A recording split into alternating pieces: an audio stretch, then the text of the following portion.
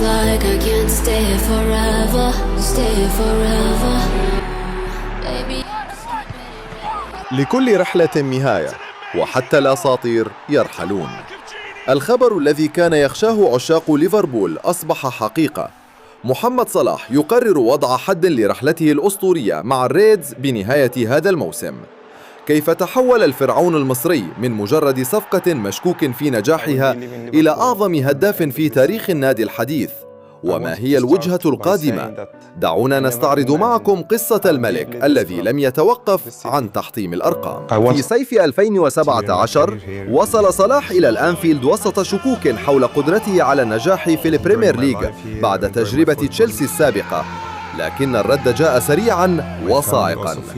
تحت قيادة يورغن كلوب تحول صلاح إلى ماكينة أهداف لا تهدأ. الدوري الإنجليزي، دوري أبطال أوروبا، كأس العالم للأندية.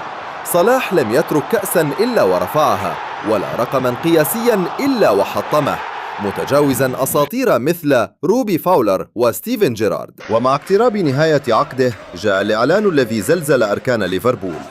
صلاح أكد أن هذا الموسم هو الأخير له في قلعة الريدز. لم تكن مجرد رغبة في الرحيل، بل هي نهاية حقبة ذهبية غيرت ملامح النادي للأبد. الجماهير التي تغنت باسمه لسنوات في مدرجات الكوب تستعد الآن لوداع بطلها الأول وسط تساؤلات. هل سيتجه صلاح نحو الدوري السعودي في صفقة تاريخية، أم أن هناك تحدياً أوروبياً جديداً ينتظره؟ محمد صلاح سيرحل، لكن أرقامه وذكرياته ستظل محفورة في تاريخ ليفربول للأبد.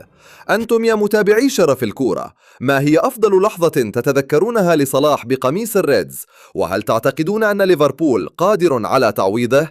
شاركونا آراءكم في التعليقات، ولا تنسوا دعمنا باللايك والاشتراك لنستمر في تقديم قصص أساطير كرة القدم. نراكم في الفيديو القادم.